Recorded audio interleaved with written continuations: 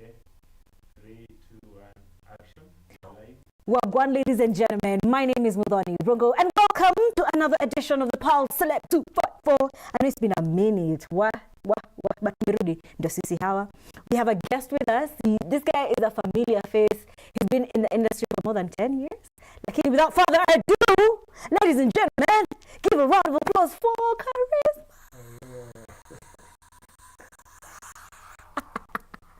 Yo, Wagwan. What's the name? Ukwaje? Watu wako. What up, guys? It's Charisma, singer, songwriter, entertainer, amazing person. Nadupua, only a broken arm, but other than that, I'm doing okay. Yeah. Other than that, yeah, life is good. Mazi. So we're about to get to know you even more. Yeah. But the Pulse audience mother wanakujua, man. It's not the first time that you've been here, man. Tunakujua vizuri sana. Nani. The question of today is Charisma a ladies' man? But before we go there, guys, there's something that is happening over the weekend. Best Foot Forward. It's a chance for you guys as well to just see how that night is going to look like. So, this year's theme is futuristic AI glamour.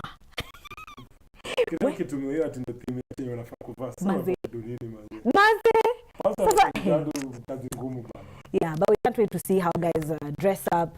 We're gonna see who wins, because you know that's what we are actually there for. Who's gonna win the different? Is there gonna be an award for best dress? There is gonna be an award for best dress. Yeah, Mazi. I see. You see? Male and female, or just general? No, male and female. Okay. I mean, way. Okay. Yeah. All right. Sindio? Yeah.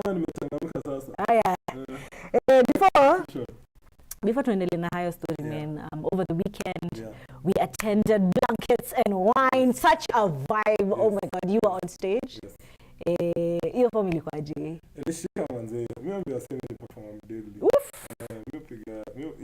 Like if there's something I back myself on, it's my live performances. And I always say, like, so I've said a lot of times my dad is a pastor, so I've grown up around the church, and I've been on stage for a fair long amount of time. To be fair, I never used to sing before I finished high school, but like I honed a lot of my talents as a performer on the church stages, and I think I just transferred the energy to the work that I do. But in the Shika Manzet Lipiga show, what I love, we had amazing choreography, an amazing band, amazing sound, amazing background vocalists. So it was just a wholesome experience, and the feedback has been resounding. Like,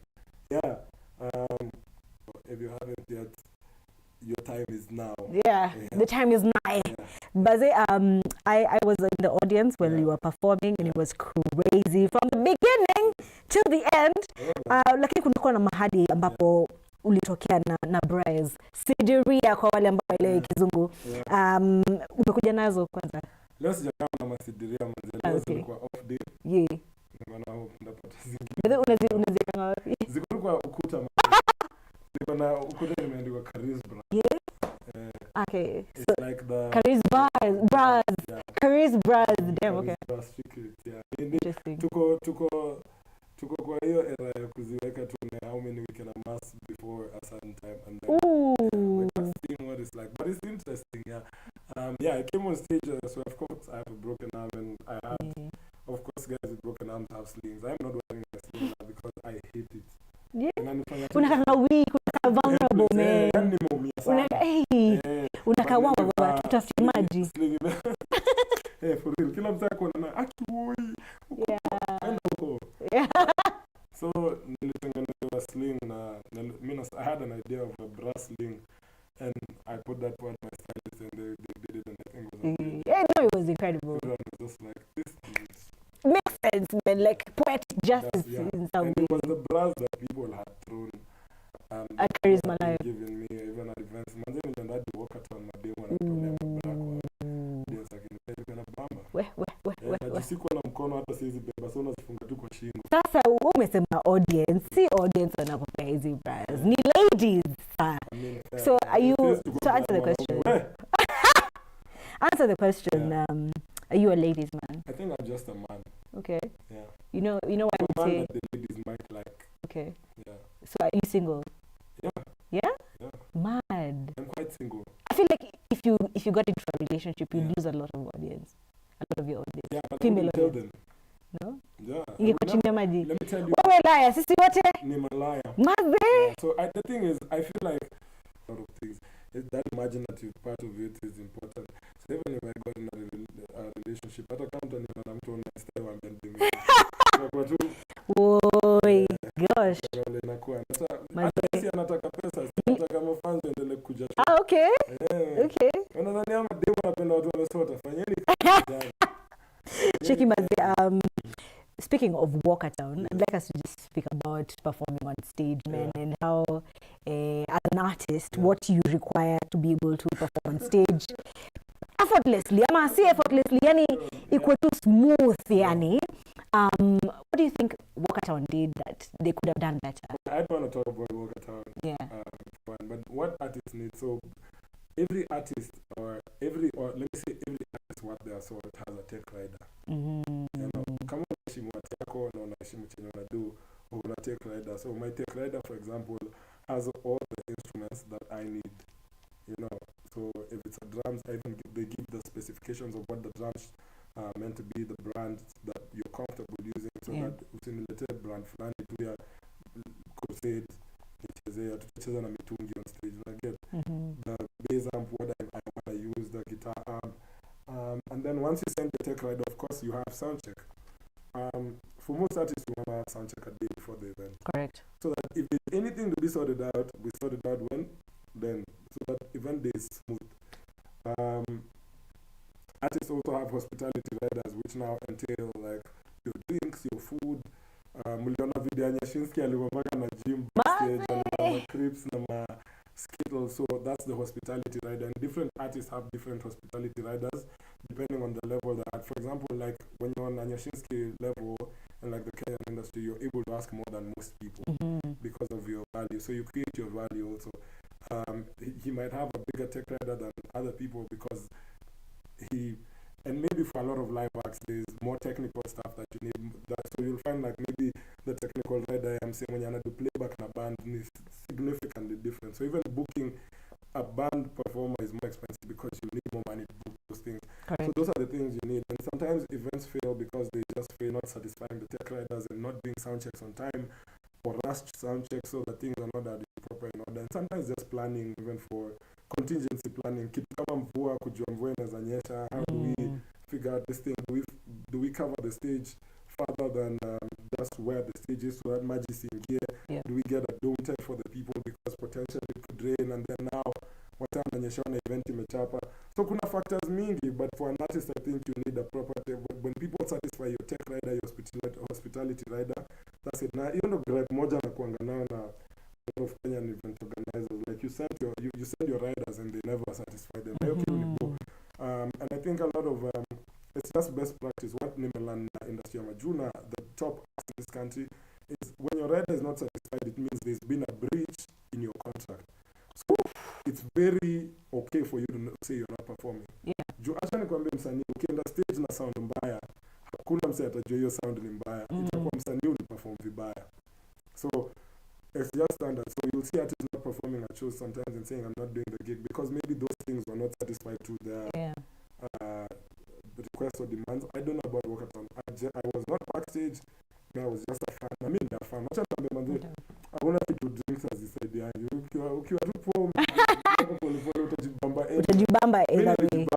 yeah. So you've mentioned Walkertown. Yeah. First of all, tuanze na kidogo Charisma live. Yes. On the 23rd of August. Yes. 23rd. Yeah. It was 23rd. Yeah, it was the 23rd. No, 24th, I think. Was it? Yeah, because I remember the day before was like my baby's birthday. Oh really? Was it the 24th? I think so, 25th hapo hivyo. Okay, iko mahali hapo. Hapo hivyo. Nashuku ni 23rd. Hata mimi nashuku ni 23rd. Yeah. But anyway, so Charisma live, and then tukaenda blankets, which tukaenda Walkertown, and then tukaenda blankets. Yeah. So I feel like you've been in the bag, man. So for Walkertown, I wasn't able to be booked for Walkertown for some reason, because I was doing blankets next week, and those contracts, especially between major festivals, are normally an issue because it's just conflict of interest. If I'm almost like a headliner at blankets, and I'm selling I see that. People who come to Walkertown, it's not. Sasa ndio swali, sasa ndio nauliza. Tuseme this weekend I have seen you at Blankets and Wine, and then the next weekend you are also headlining. So for a fan, for an audience, what makes that performance different from this other performance? Like standard practice will be like you find most events with a light. They'll be like, no, that kind of jeopardizes my event because it means the people who see you here don't necessarily care about you next week. Okay. So that means I have to get another headlining act, and I think it's just natural business practice all over the world. Like you're told for a certain level. So the thing is that now the festival that books you has to pay you, of course, but also because they want that exclusivity. Pia will figure out exclusivity. In terms of experience, I think that's an area of late, because the benefit is now actually ukipandisha red card pia upatangi job mingi kama kawaida, but nzuri ni job moja inakuwa job nne zenye ulikuwa una do before. So now adding on to that the same conversation, man, kuna kitu inaitwa mystery, you know, where you allow me some time to miss 100. Yeah. And so the last gig I did was, of course, Charisma Live, my sold out show. No, we all know that, man. Like, you get my guy. That show was absolutely fantastic. Producer akiwa pale, Charisma Live iliweza mbaya. You get my guy. Sellout show, man. Event day, so that was pretty cool. But yeah, so after Charisma Live on the 3rd August, the next gig I done was on the 6th of October. So the next gigs I'm doing actually go so far, but so I'm going to be doing a couple of gigs in and around the days before I come back to Nairobi, because I have gigs in different locations now around the country. So we're also trying to do a tour for a national tour for my album, The Emotion. So we're going to be going to different parts, Nax, Nanyuki, Eldoret, Kisumu, Mombasa, my hometown, Kakamega. So we're just doing different locations, and I think it helps to create that chemistry. Na pia kucharge do I do you side kufanya hivyo. Acha nikwambie, kuna time nilikuwa nabukiwa gig zote Nairobi. Every week tu niko job, mpaka wasee wanajua set yangu. Hata nikiingia stage mtu anajua anaanza na hii ngoma na batula. I'm gonna marry you twice. Anajaribu kila kitu, anajua vile naingia. Anajua hivyo ndio msi atadu. So I think as you grow, scarcity ni kitu poa. Mimi naambia scarcity ni kitu poa. But you can only be scarce if you're making good money. No, I hear you. Pia wacha nikwambie, hawezi kuwa scarce na una do. Unafaa tuseme assume your rate card is for a band like 200k. Yeah. You see, you have to pay the band, you have to pay the people working around your team, so you end up remaining with like 80 G's or something. It's not bad money. I'm not saying it's bad money, but still you're paying rent and all that shit. If you say sorry, I cast. If you say you're going to be scarce, sasa hiyo pesa utafanya. Manzi utanunua kiatu siku gani? Nyanya anaweza kuwa scarce. Asi analipwa big dollars. Nimekupata. So ladies and gentlemen, we are live on Facebook, we are live on YouTube, and we're live on TikTok. So if you have a question, this is the time to ask your question. I know mazee, Charisma ni mtu wa watu, na tunataka tuongelee hiyo mambo ya kuwa mtu wa watu. You're very ingrained in the culture, even like back in June when we were having maandamanos, you are very present. What informs that you're very ingrained in the culture? Unajua nini inaendelea yani? Yeah, because I'm a human being like everyone. I hate that sometimes people feel like you get into the limelight na sasa umejiseparate na wase, you think you're better than people, or hiyo shida yangu ni shida kila mse. You might be cushioned because of the bag that you're getting, but whether you like it or not, it's still affecting all of us. And it's affecting me, my mom, my dad, my friends, my fans, you know. So I have to be there. And these fans who support me every single day when you come shows zangu, if I can't stand there and speak for them, then what is it? If they're supporting me every single day and I can't be there for them. And even more than that, and this is the point I've really been pushing, I've seen a lot of people, the same way you're saying, like, just big me up for, or big up celebrities or whoever is in the public light for speaking out against these things. You shouldn't, man. We're just Kenyans like everyone else. What we're doing is playing an active role as citizens of this country. So, like, it's not a big deal that I'm doing it. I'm doing whatever someone at home is doing. Maybe they're just working in an office. They're different from me in one way or the other. So, like, yeah, me si feel kama ni kitu ya hata kupigiwa makofi. I get, yeah. And for sure, people have come through in a massive way for me since. But yeah, I don't think it's something to clap for people for. Like, that's what you. So I always say, don't clap for me. But of course, ule mwenye amenyamaza pigeni kiboko.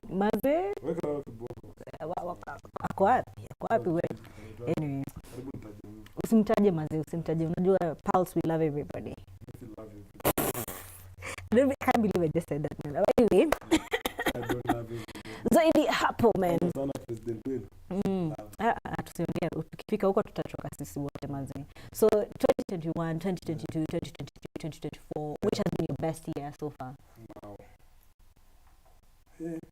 It's difficult. Of course it's not 2021. That was a bad. Nilisikia 2021 ulikuwa unafanya gigs for free. Yeah. Depression. Yeah. Yeah. Na hiyo ilikuwa difficult kwa sababu ilikuwa time nilikuwa tayari nimekuwa kwa group na le band make bank, like umeshabelieve when a mainstream artist at the top, you guys are being called for all gigs, and then I leave the group and all of a sudden nimerudi zero tena. And you know it's difficult at that time because I'm not young anymore. I mean I'm young but I'm not 20. No, but you're a man, you guys, that really need to be any part of your when I was 21 starting with the band, actually I started when I was like 18, 19 with the group, and that time it was okay because naweza kosa ku make do but nenda kwa wazae. But the time sasa after the band manze, hey, mimi ni baba mkubwa manze, na ni parent of yani I have so many responsibilities to do. Na fan like a date na hata sina kakiro. So it was a tough time, but 2022 was great. However, I think my greatest year, I wanna say 2023, just because I saw my star shine, like, and I saw it shine in a way that I hadn't seen since we like did number 1 with the band, like, and that was a very monumental moment for me because it signified like, yeah, we're back in business. Probably this year might end up being one of, I want to say this might be my most I can say that, man. 2024. Yeah, no, I want to say it's successful been real. In terms of making financially and just things going, but I think 2023 for me was a big deal because it kickstarted everything. I see. You know, I feel like what people see as 2024, I can understand people thinking this is a great year because it shows, yeah. Correct. But you see, the thing about 2023 is, yani, me ilini inspire. Ilini find believe in yet tonight. Like keep going. Zidi. Unajua manze ni very easy ni very easy to quit. So zingine unafikanga point, and you never know, maybe if 2023 doesn't happen, maybe charisma is in 2024 thinking, I might actually like it. Because I'm not getting any younger, and I have to make my money and I have to pay for everything that I need to pay for. So 2023 really just, and then a lot of things happened in that year that could have derailed my year. Right. Sinanama, my guy. Hey, so on the same note, but how professional is that? Very professional. I love it. We're having a conversation. But anyway, can't nimekumbuka. Yes. Nilikuwa nikuulize about imeenda. Do you have a question for me? Yes. Hi Mudhani. Hi. How are you? I'm good. Are you single? Am I single? I'm single by choice. Because vile town imenionyesha. Oh, walai. Where? Boko. Nairobi town. Lakini Mudhani, mimi niko na swali. Niliona stories zako huko kwa trip na video ni kazi ilikuwa zinachukuliwa na mtu. Sasa tunajua si mambo ya town. Acha nikwambie hata wewe mtu sahihi. Wewe mtu sahihi hata tuendelesha nangi. Ni kama hata delete namba yangu anyway. That's not the point of today's conversation. Let me just Are you a man's lady? Nikumbuka. Thank you. I'm a ladies man. Why? Am I a man's lady? What does that mean? I don't know. How do you say ladies man in vice versa? Hey, wewe si poko. Sorry, Johan. Sorry. Wewe usikii mtu ukifanya hivi. So. That's so fun. So you have a really, really good team. Yeah. I've had a chance to interact with your team, Kina Lingba, Kina Patricia. Yeah. So how has your team been able to help you get to where you are? And muhimu wake ni gani? So over the years I've had different teams and I've fired people and hired people and fired people. But the team I have now is a team I'm settled on because they make work easier for me. And I always say, so one of the things about, I've been an independent artist for too long. I am a strong independent man. Yeah. When I get, most of my work for the longest time. So I know what the work, what it entails, you know. Yeah. So no one can lie to me that I did this. I know what you're meant to do. So people, I assimilate people into my team, my question is always, what value are you adding to my career? And I think they've added a lot of value. For example, I don't do anything anymore, which is I'm not used to. I like doing everything on my own. So I don't do anything, and they're doing more than I did because they're able to focus on the business side, and I'm able to focus on the music, so that now I'm not stressed about anything on that end. So me, I can just focus on being a musician, and they can focus on the business. Wamefanya tu life yangu ikuwe rahisi in that kind of kasa hii manzi naambia kuna interview leo sahi fika. So that's really dope for me, and it's people who I see value. I'm doing more gigs because Lingba is a proper booking manager, and gets me like I get gigs and nambona tu enda and I don't ever see contracts anymore. That's fantastic. Which is dope, yeah. So it's getting people who add value, because kuna wase wengi ukam kwa life yako kuwaste time kama vile unasema wanaume wa Nairobi vile wanafanya. Yeah. Kuna wase wengi ukam kuwaste time kabla mimi madem saa zingine wanawaste time. Yeah. Easy man. So tukimalizia Kodong Clan. Yes. Mordecai pale watenda wili Bensol Coastal Juan, okay, Lomax. Yes. Mko watu saba. Yes. Mtu saba. Yes. So tell us about Kodong Clan. And I also hear you guys have a gig. Yes. Yeah. Okay. On Friday? No. No, it's 30th of November. Okay. Yeah. I think it is. Hey, mtatumalizia pesa. Itakuwa mbaya. My lord. Hii mwaka mzima mmetumia pesa ndio mfanye. Tunataka kununua gari. Yeah. My lord. Lakini sasa fikirieni msipokuja na mimi ndo magari. Oye tusaidiane. Fanyeni kazi ndio mnisaidiane mimi ninunue gari. So in fact I want to advise you next year tafuteni pesa mwaka mzima. Sure. Kwa sababu ikifika August gari inaingianga kimungi kwa mteremko 100 kiko chini mtu wende mpaka mwisho. But yeah, we have Kodong Clan. It's just a collective of like-minded individuals, talented individuals. What we did, and I've kept on telling Wasizani actually tunadhani see the greatest in the industry, we're better than anyone. It's just, I've always been trying to push a community-based thing as a musician, even as a creative bunch. Now, Kodong is just here to kind of show people that togetherness works. Yeah. And I've always believed that msemo mmoja akiwa mdeadly, tuseme tuko na Nyash Pekendo at the top of the Kenyan music industry, our industry is blossom. Even investors will never want to come to this industry because it's great. So we have Nyash, however, it's not a buzzing industry. So us guys want to push ourselves, hold each other accountable, do music together, put out an album together. We're doing a lot of stuff. I know there's music coming, a lot of music that's coming from Kodong Clan. So the goal is just to really give Kenyans something to be proud of. And it's not, so Kodong Clan was started with 7 individuals, but it's a culture we're pushing. Right. And the culture is going to pull a lot of artists. We just want people to see that it works. Sometimes Natakanga do a bunch of crazy people to start it. And then the word now starts saying, okay, this works. Okay, I like this. I like the culture. Let me bring myself in. You find at the end of the day, the culture has 50 artists who are working together, accountability, collabs, and all that kind of stuff. And the goal is just to go to the next level, because I believe the amount of talent we have in the country right now, correct, we're at a different level. Like, I always say, like, back in the day, there was 2 industries. Like, there was one type of music. Even when our industry was really dope, I said the R&B, Afro-pop, right now we're in a time in the industry where there's urban tone, there's people doing the folk type of music, Kina Yerosh, Kina Costa, and then there's guys doing Afro-pop, the likes of myself, Suda,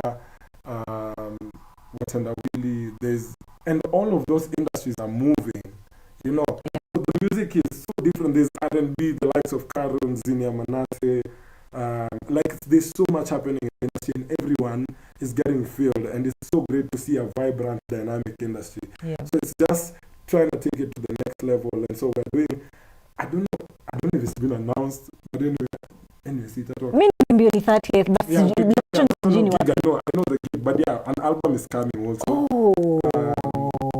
It should be coming out before the concert. Oh, you had it right here. Yeah. Pulse like Kenya. Prematurely, Miss America. I'm so sorry. Nico excited. Yeah. So and the music is fantastic. All right. Hey, okay, now I'm excited. So I and to say.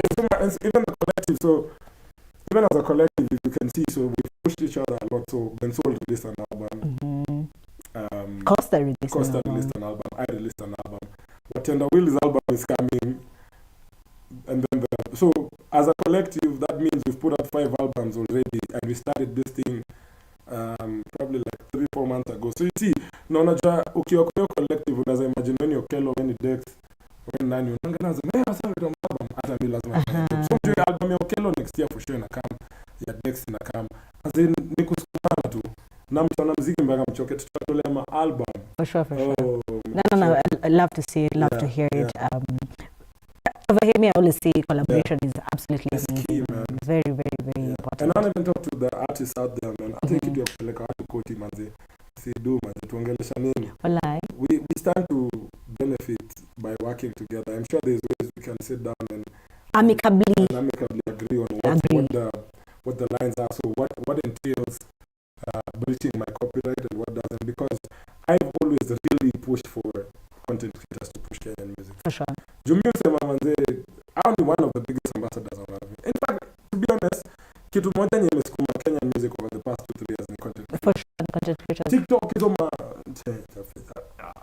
you know, it's all vitu. Yeah, kupika, dressing, those things have really pushed the Kenyan music scene. So I feel like it's very because for sure, because imagine a long time ago when hakuna content. Let's talk about pre-content before kukuwa na internet nini. Ilikuwa tu unacheza tu na beshte yako ama kwa unatumia dedix msupa wako. But right now we are finding more use for this music. And you find out about a musician you never knew because of that content. For sure, I agree. You know, so I think it's a very important thing to address, like to see kwa your point. And I'm not saying I don't understand copyright. I'm a lawyer also, so I get that. So I understand when a content creator is working with a brand and now they make it an ad sponsor. That I get. But the mere using when they're doing even the sponsored content, but it's just themselves on their pages, their paid ads. Let's let these people use because I remember complaining a lot back in the day saying, I'm a content creator utumia tu ngoma za Niger. So the only thing the Kenyan audience is subjected to is Niger music. When they go on radio, you are my not queen. Kuna ngoma fulani ya Kenya. Kuna ngoma fulani ilikuwa it's burning my heart, it's burning my soul. Ilikuwa inachezwa Kiss daily. Nilikuwa nasema manze natamani ngoma ya Kenya ichezwe on TV. And that's happening. When you go online, you used to see kilometer every day. You know, come down. But now it's chape. And you see, if we take these guys, if it feels like a war, they refrain from using our music. They go back to using music from outside, and all of a sudden, who's the biggest loser? The artist. So actually, I think we need to have a conversation about that. That's 100%. Very important. Artists, content creators need to find a middle ground. What works, what doesn't. Yes. For sure. Yeah, because most of the losing is sisi juu muziki ya Nigeria ni ngoma kali wakitumia content tutaenda tu. So yeah, collaboration is key. So speaking of collaboration, man, kuna madancers wakali. Kuna Mandy Fantasia, the Fantasias, kuna Ashley as well. Let's talk about Ashley, man. Man, the chemistry with Ashley is fantastic on stage. Yeah, I think she's great. Me, Natalie, to me, I'm just a conduit. Me, I'm just makes me mannequin. Honestly, the chemistry is there, but you see the chemistry, but it's literally because of her. Right. Like she's so good at her job, and she's the one who choreographed my whole show. Wow, Ashley, I didn't know this. Nice. Brilliant. So she's the one who's taught the moves to the other dancers, Kinatimi, Mandy, and Salimester. And they're also brilliant. And do you know the thing I like about working with them is how they look like they're always just having fun. Their energy is so great. They're so easy to work with.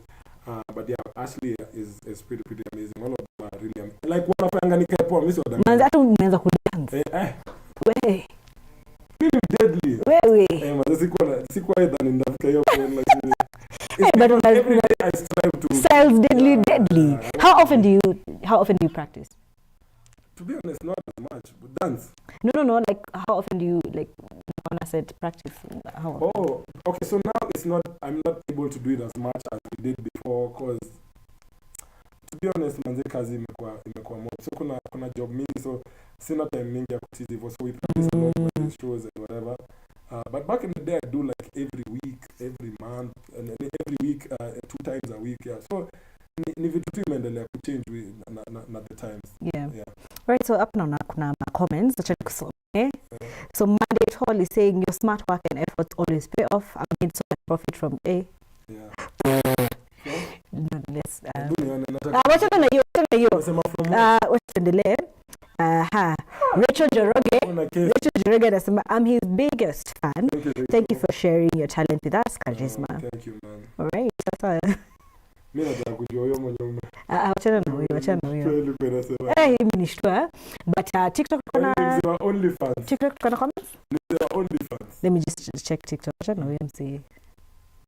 Let me see. Unataka itaki uzembe. Pulse Kenya. Yeah.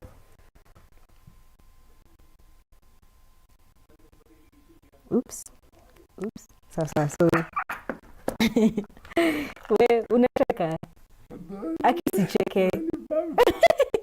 Alright, so me I feel like we've come to the end of the conversation. Tumeongea marefu na mafupi. Yote tumeweka yote. Na tupatane sasa pale kwa Influencer Awards nikikuwa best dressed. Absolutely. So the Pulse Influencer Awards, as Charisma said, is going down this Saturday. We're going to be live on YouTube, live on Facebook, so that you guys can just see who won the Instagram Influencer of the Year, YouTube Influencer of the Year, Music Influencer of the Year. Everything is happening on Saturday, the 12th of October, right? Yes, 12th of October. So, theme futuristic AI glamour. Kama uko na idea ya channel za vaa, please DM me. Hey, yeah, but we can't do it. Yeah. Right, so your last message to your fans. Napenda manze, tuzidi kusupport Kenyan music, tuzidi kuride for Kenyan music. I know it's gonna be 2024 has been great for Kenyan music. It's gonna be even better.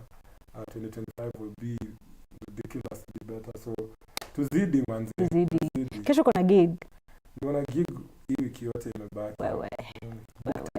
Booked busy. Ladies mnasikia sijasota kujeni. Ladies. But you're polygamous? No. You're monogamous? I want to love one woman. Yeah. Very interesting. That's a lie. Why do you think? Okay, listen. I was singing my past. That's not my present.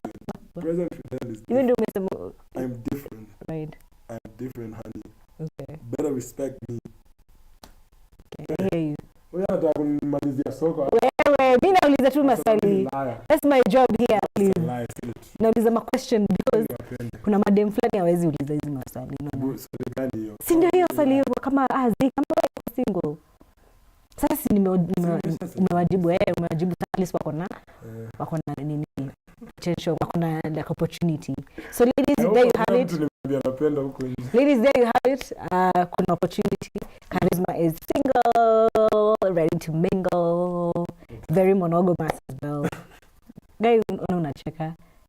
Yes, we've come to the end of the show, ladies and gentlemen. Thank you for tuning in to this particular episode of the Pulse Celeb 254. I have been your host, Mudhoni Rumu. Unaweza nipata pale kwenye Instagram at who is Mudhoni. Unaweza pata Charisma at Luya Hit. Yes. Until another time, guys. Peace. Mbona unatanga who is Mudhoni? Unajiuliza ngayo swali ama?